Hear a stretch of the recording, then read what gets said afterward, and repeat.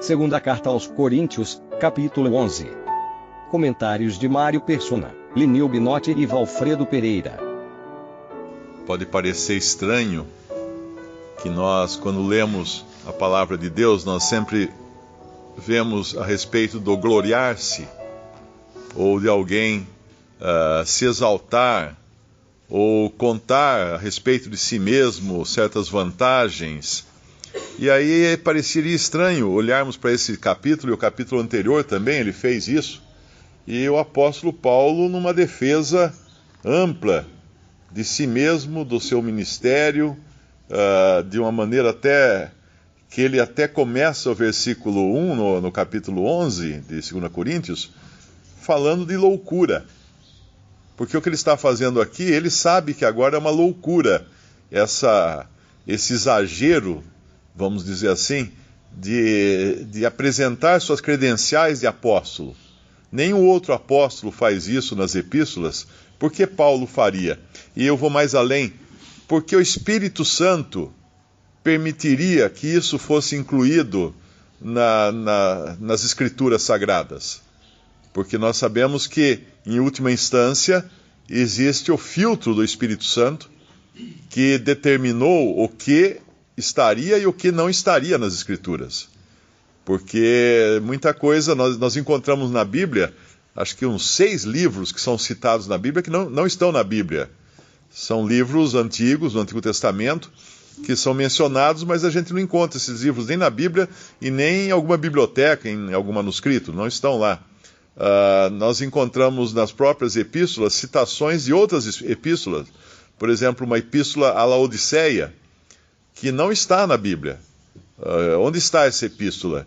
Paulo fala numa das cartas que fosse lida a epístola que tinha enviado a Laodiceia. Mas nós não temos essa epístola. Por quê? Porque o Espírito Santo achou por bem que não deveria ser preservada. Ela não teria nenhuma importância para nós em nossos dias. A mesma coisa com a primeira carta, ou talvez uma das primeiras, que Paulo escreve aos Coríntios. Nós não temos essa carta. A 1 Coríntios que nós temos na Bíblia não é a 1 Coríntios, não é? Porque no capítulo 5 ele fala assim, no capítulo 5 de 1 Coríntios, ele fala: já dantes vos escrevi que não vos associeis, etc, etc, etc. Ou seja, ele tinha escrito já uma carta antes para os coríntios. Por que ela não está conosco hoje? Porque o Espírito Santo filtrou e não permitiu que ela chegasse até nós, porque não teria qualquer importância para nós hoje. Mas por que ele permitiu esses capítulos, esses 2 capítulos aqui, ou talvez alguma parte mais, onde Paulo se esforça tanto para defender o seu apostolado? Porque ele sabia que esse seria um ponto atacado, não apenas nos dias dos coríntios aqui, mas principalmente no final do período da igreja na terra, quando todos se voltariam contra Paulo. Assim como em 2 Timóteo, todos o abandonam, ele se sente totalmente abandonado, ninguém vai em sua defesa, muitos já estavam apresentando queixas contra ele, ou até querendo minar os seus ensinamentos. Hoje nós vivemos nesses dias, nesses últimos dias de total, vamos chamar assim, intolerância à sã doutrina ensinada pelo apóstolo Paulo. É o dia que nós vivemos hoje. Então é importante sim esse capítulo, é importante sim essa defesa, que Paulo começa reconhecendo que é uma loucura o que ele está fazendo aqui, no versículo 1. Tomara que me suportasses um pouco na minha loucura. Suportai-me, porém, ainda. Ele está insistindo nisso, porque hoje é importante nós atentarmos para esse apóstolo, ao qual Deus deu revelações que ele não tinha dado aos outros.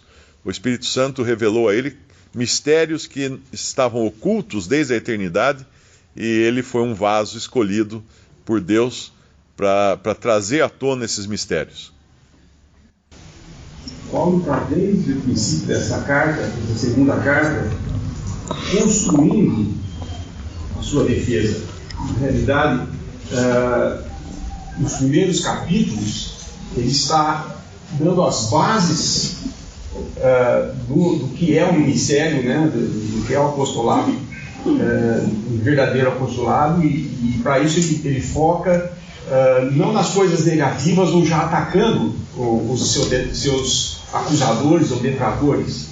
E mais à frente nós vamos ver ele chamar ele de apóstolos fraudulentos e obreiros do diabo, como assim. E aqui ele começa pedindo que eles suportassem na sua loucura. E a sua loucura, eu creio aqui, é mais o fato dele se gloriar, ele falar de alguma coisa dele mesmo. Nós sabemos que Paulo, se nós lemos atentamente suas cartas, ele sempre procura levar o foco para a pessoa do Senhor. Aqui ele vai traçar uma das características do ministério da palavra para os santos. Nunca é exaltar a pessoa que está falando, mas exaltar a Cristo. E quando usamos exemplos, é interessante, eu li isso um irmão comentando, ele fala: se precisarmos usar um exemplo, que seja um exemplo que mostre o quanto nós somos pequenos, não grandes. Porque é a Cristo que nós temos que exaltar, não a nós mesmos. E aqui é o que ele vai fazer. Como ele tem que defender, preparar a sua defesa, que vai ser nos próximos capítulos que ele vai se defender, porque daí ele vai atacar mesmo os seus detratores, mas aí ele já instruiu aqueles que estavam dando ouvidos a esses detratores, e eles vão entender qual é o verdadeiro apóstolo ou não, porque ele está mostrando as características de um verdadeiro apóstolo, e que os outros eram falsos. E aqui ele começa falando das coisas pelas quais ele passou. Qual daqueles que acusavam de ser falso apóstolo tinha passado por tudo isso que ele passou? Então fazia parte da defesa dele. Ele falou: escuta, quais são as características de um apóstolo? Eles sofrem tudo isso por amor de vós. Qual deles sofreu tudo isso por amor de vós? Eu sofri. Ele está dizendo isso.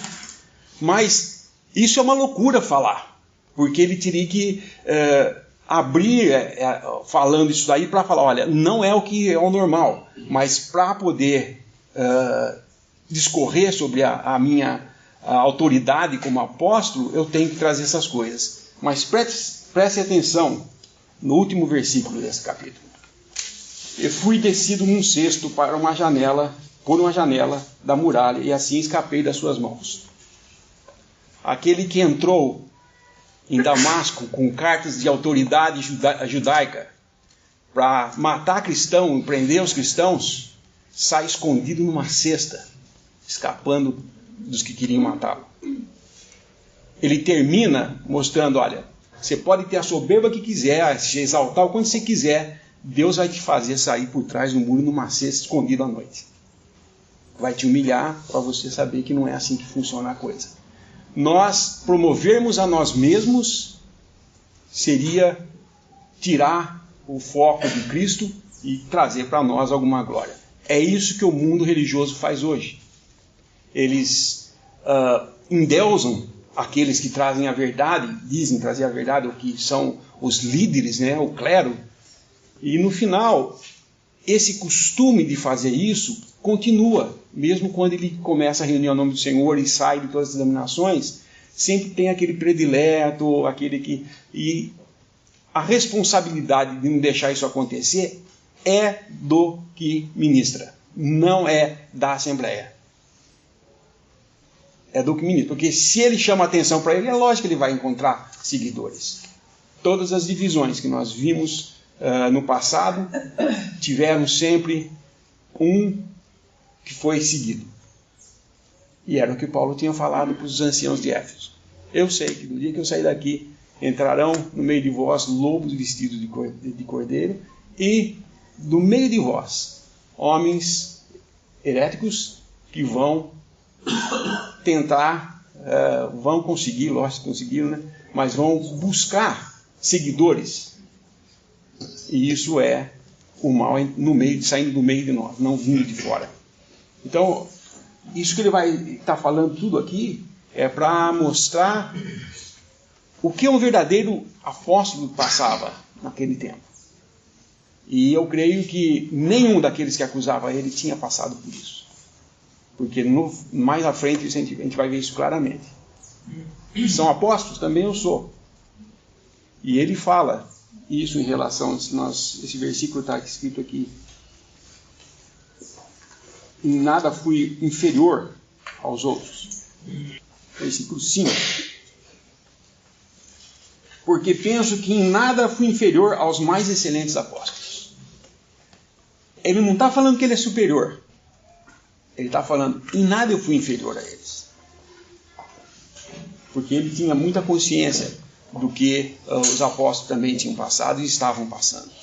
Mas esses falsos que estão acusando ou colocando em dúvida o seu ministério, ele tinha que trazer à luz, à tona, o caráter deles, e isso só podia ser construindo uma defesa, mostrando para os coríntios que uma vez estavam bem com o Paulo. Ele ficou 1 ano e meio morando em Coríntios com eles, mas quando ele foi embora, vieram esses judaizantes e começaram a colocar em dúvida, porque ele não tinha estado com o Senhor, como é que ele podia ser apóstolo?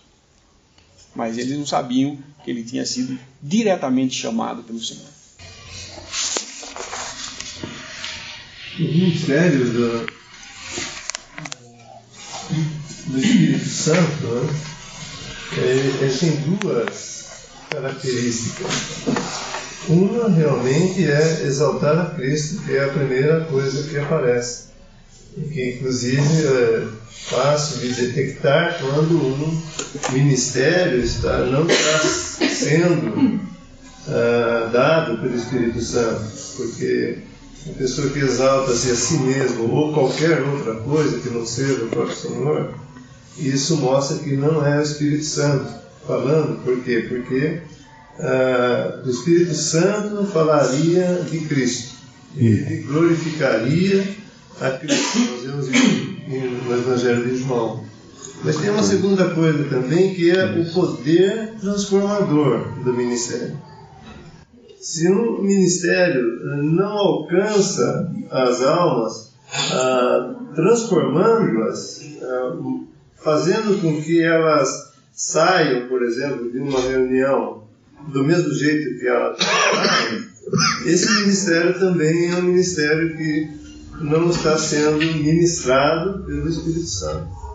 Então, o que Paulo também está dizendo aqui é o poder que o Espírito Santo teve nessa Assembleia de Corinto.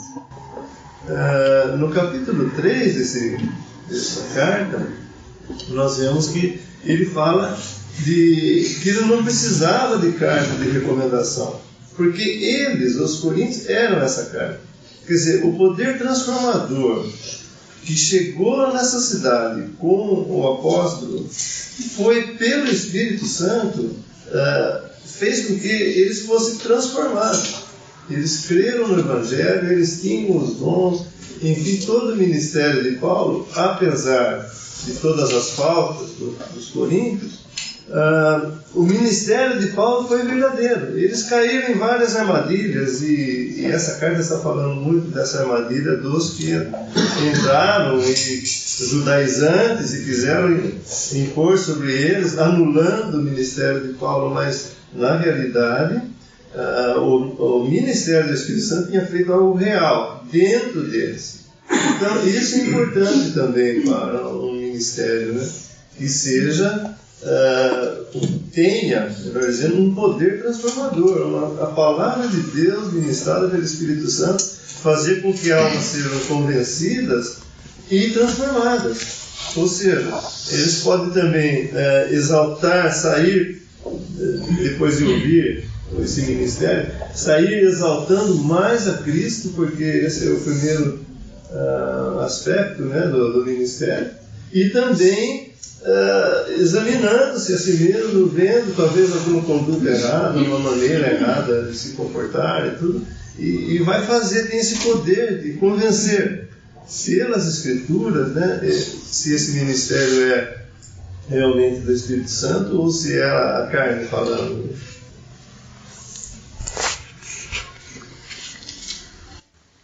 Toda relação,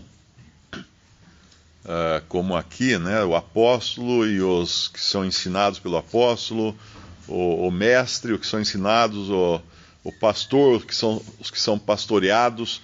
Toda a relação de um dom com aqueles que são beneficiados com o dom, ela depende das duas pontas. Ela não depende de uma ponta só, ela depende das duas pontas. E quando nós vemos ele citar aqui no versículo 3, o versículo 2 é a responsabilidade do apóstolo. Porque vos tenho preparado para vos apresentar como uma virgem pura a um marido, a saber, a Cristo. Então essa é a responsabilidade daquele que ensina também. Ele não tem objetivo de buscar seguidores para si, como ele tem o objetivo de buscar seguidores para Cristo. Como ele não poderia entrar no meio dessa relação entre os cristãos, a igreja e Cristo, porque isso seria tentar destruir um casamento, vamos chamar assim. Ele não pode fazer isso, o que ensina. Ele não tem que chamar atenção para si, mas para Cristo, em todas as maneiras. Ele apenas apresenta o Senhor em seus muitos aspectos, em suas múltiplas facetas, e sai da frente, para que a pessoa desfrute desse Senhor, desse Cristo, que é apresentado por aquele que ensina, por aquele que prega, por aquele que admoesta, que pastoreia e tudo mais. Porém, tem o outro lado agora, e o outro lado pode também ter a intenção errada, ou o desejo errado. Por isso que ele vem no versículo 3 e vai falar aqui da serpente que enganou Eva com a sua astúcia. Assim também sejam de alguma sorte corrompidos os vossos sentidos e se apartem da simplicidade que há em Cristo. Como Satanás enganou Eva? Enganou Eva dando a ela o que pensar, colocando nela dúvidas e dando a ela o que pensar, e principalmente uma forma de ela se achar importante. Sereis como Deus. Sereis como Deus. Toda vez que entra uma doutrina legalista ou judaizante no meio num meio cristão, ela vai encontrar eco no coração daqueles que querem, de alguma maneira, ser vistos pelas suas boas obras, pela sua obediência, pela sua fidelidade. Sempre vai ter essa contrapartida. Então, quando ele vai falar em seguida aqui, é interessante que ele vai falar das consequências dessa relação. Nós sabemos que tem um versículo que fala que aquele a quem a pessoa se submete acaba se tornando uma serva disso. Eu acho que fala em relação ao pecado. Quando você se submete a alguém ou alguma coisa, você acaba se tornando um servo desse alguém ou dessa coisa. Eu não me lembro agora onde está esse versículo, mas acho que fala que aquele que se coloca como servo do pecado vai sofrer as consequências de ser servo do pecado. E aqui ele vai dizer, no versículo 19, porque sendo vós sensatos, de boa mente tolerais os insensatos. Ou seja, de boa vontade eles estavam recebendo os insensatos. E aí ele vai dizer das consequências disso, quando ele fala daqueles que vos... Será que foi aqui que eu li ou no outro capítulo? Eu não me lembro agora da passagem. Aqui no versículo 20. Pois sois sofredores, se alguém vos põe em servidão, se alguém vos devora, se alguém vos apanha, se alguém se exalta, se alguém vos fere no rosto. Ou seja, eles estavam se colocando como servos desses que impunham um jugo sobre eles. E nós lemos desse jugo, é fácil identificar isso, né? Se por um lado existe a exortação para o que ensina, ou no caso aqui que era o apóstolo representando aqueles que ensinam, ou que pregam, ou que têm responsabilidades, existe a exortação para o outro lado também, saber identificar uma voz que não é a voz do pastor, porque a voz do pastor vai buscar discípulos para Cristo, não para si mesmo. Essa é a voz do pastor. Então, quando nós estamos afinados com a voz do pastor, nós vamos identificar aqueles que não trazem essa mesma voz, aqueles que não falam de acordo com o Espírito para exaltar o Senhor Jesus, mas aqueles que exaltam a si mesmo. É o caso dos fariseus, quando o Senhor Jesus está no barco com os discípulos e eles se esquecem do pão, e o Senhor fala para tomar cuidado do pão, alguma coisa assim, com o fermento, né? Eles pensam que era o fermento do pão, mas o Senhor estava falando do fermento dos fariseus. E numa passagem ele fala do fermento de Herodes. Isso está em Marcos capítulo 8, ele fala do fermento dos fariseus e do fermento de Herodes. Os fariseus representavam uma classe do religioso legalista opressor. E lá em Mateus, eu não me lembro agora se é no capítulo 17, quando o Senhor fala raça de víboras, e ele fala dos fariseus que eles colocavam fardos pesados sobre os homens, que eles próprios nem com o dedo queriam mover esses fardos. Eles buscavam os principais lugares nas sinagogas, eles queriam ser vistos nas praças, eles faziam longas orações, eles sentavam-se na melhor cadeira ou alguma coisa assim, sempre mostrando como eram esses fariseus, e aí as pessoas seguiam eles. Então mas você não viu que eles eram assim, que eles estavam pondo peso, fardos, e você ainda seguiu? Existe o desejo de querer ser como o fariseu, não é? Por um lado, existe aquele desejo também de não ter responsabilidade. Ele cuida de tudo. Ele fala o que tem que fazer, eu só faço, e pronto. Essa atitude também existe naqueles que acabam escravizados pelos falsos profetas, pelos falsos mestres, por aqueles que querem, como Paulo fala aqui, sois sofredores. Ou seja, vocês suportam pessoas que escravizam vocês, pessoas que devoram vocês, pessoas que prendem vocês. Vocês suportam isso. Por que vocês suportam isso? Por duas razões. Ou porque também querem ser alguém aqui assim, nessa cadeia de suprimentos, né, para aquele que está abaixo de si, serão opressores também para outros, ou porque não querem ter responsabilidade e depositam toda a responsabilidade da sua vida cristã nos ombros daqueles que ensinam. Então tem essa contrapartida dos que são oprimidos. Existe como Satanás tentou Eva, enganou Eva, e Eva encontrou no engano de Satanás uma oportunidade de ela se exaltar a si mesma, sereis como Deus, conhecedores do bem e do mal. Existe também aquele gostinho de exaltação própria quando nós seguimos uma doutrina que seja legalista, uma doutrina judaizante. Porque, você faz isso, então você vai estar em boa comunhão com Deus, você vai estar salvo, você vai isso, aí nós falamos, então eu vou seguir esse caminho, porque aí eu posso ser melhor que aquele meu irmão que não faz isso. Aí eu me exalto. E hoje a gente fica pasmo, né? Nós ficamos pasmos quando nós olhamos as aberrações que acontecem no meio da cristandade e perguntando assim, mas como é que pode alguém com um cérebro na cabeça se colocar debaixo desses julgos? É dízimo, é trízimo, pede dinheiro de todo jeito, opressão de todo jeito. Como é que pode?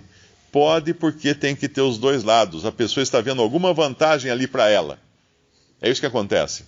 É como o golpe do bilhete premiado. Os dois estão praticando um golpe. O golpista, dizendo que vai dar o bilhete por 1.000 e ele pode depois ganhar 20 mil trocando na Caixa Econômica. E a vítima, que fala, eu vou enrolar esse golpista. Claro que ele não fala golpista, ele não sabe que é golpista, porque ele vai comprar um bilhete que por um preço muito mais barato do que vale. E quando você vai num meio dito cristão, onde homens corruptos oferecem bênçãos de Deus, do tipo, olha, se você der 1.000, Deus vai te dar 10.000. O sentimento na pessoa é de que ele está enganando a Deus. Ele está dando um golpe em Deus. Ele está comprando um bilhete premiado que vale muito mais do que aquilo que ele vai pagar. Então é sempre importante entender isso. Existe o lado da responsabilidade do que ensina, e existe o lado da tentação do que é ensinado em encontrar uma vantagem para si, de modo que ele possa se exaltar e ser beneficiado naquela vantagem. E aí tem várias cores essa exaltação própria que ele vai ter nisso. Às vezes eu olho, às vezes estou passando, voltando para casa, passo em frente a algumas dessas igrejas pentecostais, né, e a pessoa está na chuva lá, na porta, olhando o carro com guarda-chuva, está de terninho, todo arrumadinho. Eu penso, o que ele está fazendo ali, né? E aí eu vejo um carrão na porta, que provavelmente é do pastor. Eu penso, será que ele não é um que quer estar naquela posição amanhã?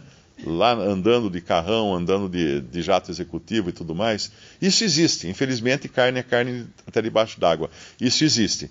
Então, nós vigiamos, de um lado, aqueles que ensinam devem se vigiar para sempre perguntar a quem eu estou exaltando. E os que são ensinados devem se vigiar para perguntar a si mesmo, o que eu estou buscando nisso? A glória de Cristo ou o meu benefício próprio, um benefício egoístico? Aparentemente, esses falsos obreiros, né, esses obreiros fraudulentos, falsos apóstolos, eles estavam se gloriando de alguma coisa. No versículo 12 ele fala: mas o que eu faço, farei para cortar ocasião aos que buscam ocasião, a fim de que naquilo em que se gloriam sejam achados como nós. E se sejam achados como nós, o que ele está relacionando?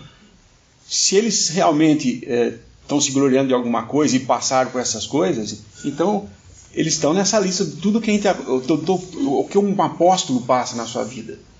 Então, eles estavam se gloriando de alguma coisa, mas não era certamente dos perigos que tinham passado, porque eu não acredito que alguém vá sofrer por uma divisão, que é isso que eles estavam causando, divisão, né?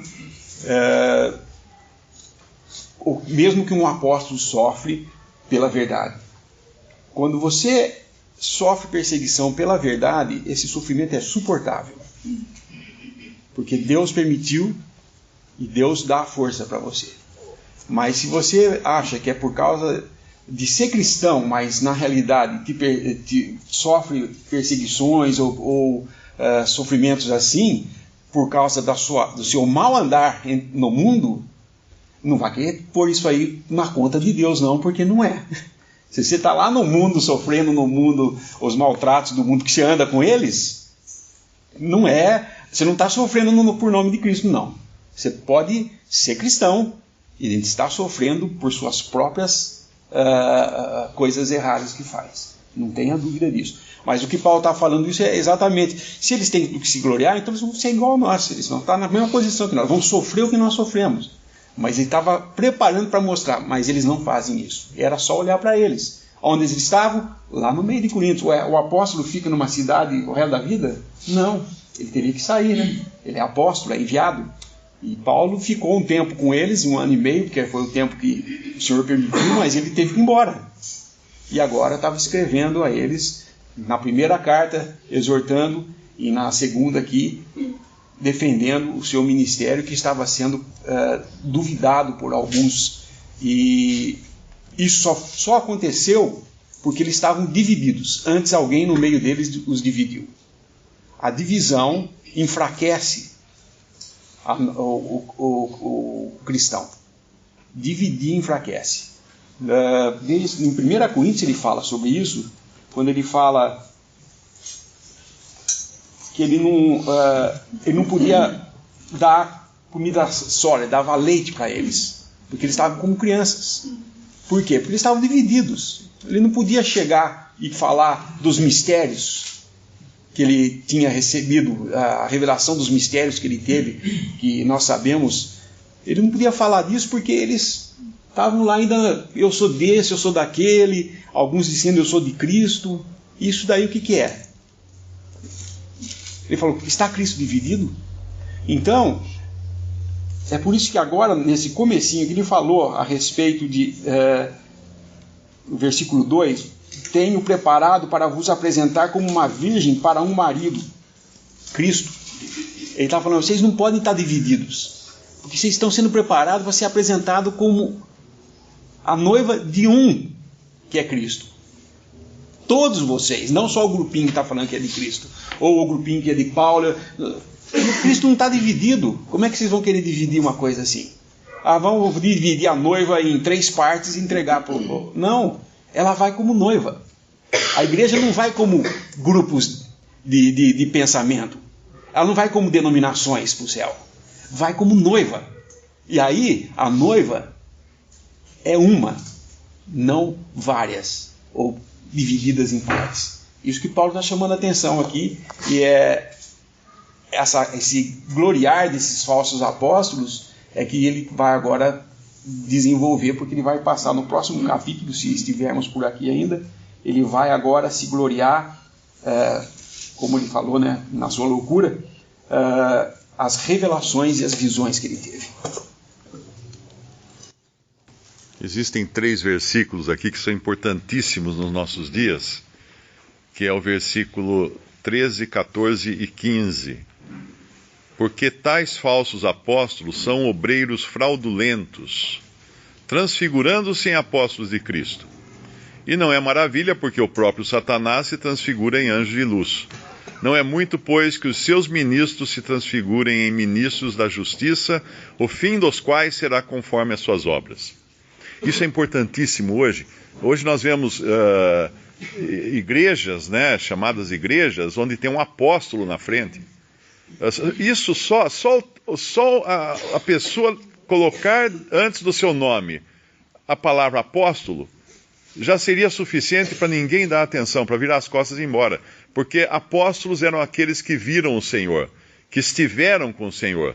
Os que estiveram com ele enquanto ele andou aqui, e aquele nascido fora de tempo, que era Paulo, que esteve com o Senhor no caminho de Damasco. Qualquer outra pessoa que diga que é um apóstolo, que coloque um AP antes do nome, para se identificar como se fosse um doutor ou qualquer coisa no nome, ele é um usurpador do título. Ele é um pirata. Ele não é uma pessoa genuína. Ele é um falso, ele é um enganador, como ele fala aqui. Falsos apóstolos são obreiros fraudulentos. O que é um fraudulento? Que comete fraude. Que faz coisas com segundas intenções para proveito próprio. Transfigurando-se em apóstolos de Cristo, ou seja, fantasiando-se de apóstolos de Cristo, transmutando-se em apóstolos de Cristo, como se fosse, mas não são. Então, um cristão em perfeita comunhão com Deus e com a palavra de Deus, ele deveria ter sabedoria suficiente para já soar um alarme quando alguém se diz apóstolo. Eu sou o apóstolo fulano, pronto, acabou, não é nada, até logo, passe bem. Não tem nada a ver com Deus e com o cristão ou com Cristo. A outra sensibilidade que é preciso ter é saber se aquilo que a pessoa prega, ou ensina, ou faz na sua vida, exalta a Cristo ou exalta o homem. Isso é importante também. Porque, como eu falei dos fariseus, o Senhor falou para tomar cuidado com o ensino dos fariseus. O que era o ensino? A doutrina dos fariseus, que era o fermento do fariseu. O que um fermento faz? Quem já fez pão aqui, é uma coisa maravilhosa, né? Você pega o fermento, coloca na massa, mistura ali com o trigo, com a água, sal, com açúcar, e você fica olhando, a massa começa a crescer. Se você filmar e colocar depois em câmera rápida, é bonito ver aquela massa, uma bolinha pequenininha de massa, de repente vira um pão enorme, vira uma coisa grande demais. O que o fermento fez? Na verdade, as bactérias consumiram o açúcar, as bactérias do fermento, e elas criaram o efeito da flatulência. Elas criaram gases que inchou aquela massa. Esses gases incharam a massa. Uma pessoa que promove a si mesma é uma pessoa inchada, é uma pessoa estufada.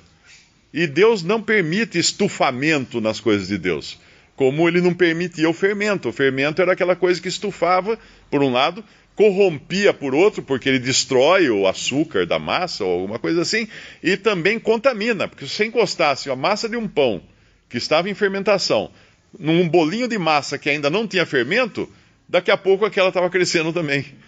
quem mexe com coisas fermentadas sabe disso, que você encosta a mão numa coisa, põe a mão na outra, pronto, já contaminou. Por isso que o Senhor Jesus falava, cuidado com o fermento dos fariseus.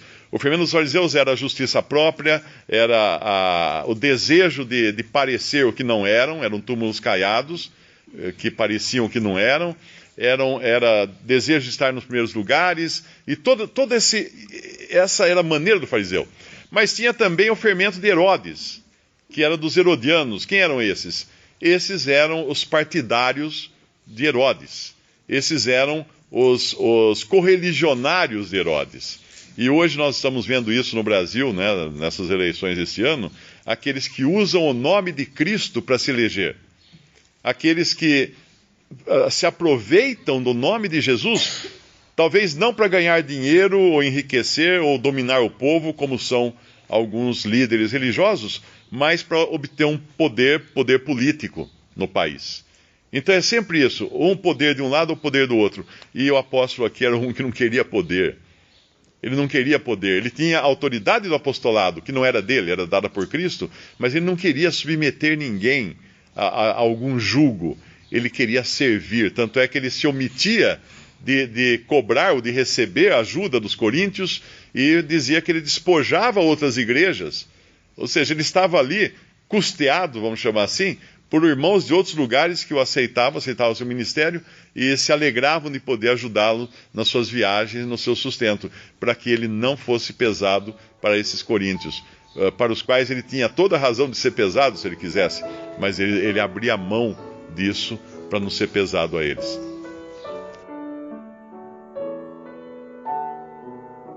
Visite Respondi.com.br. Visite também 3minutos.net.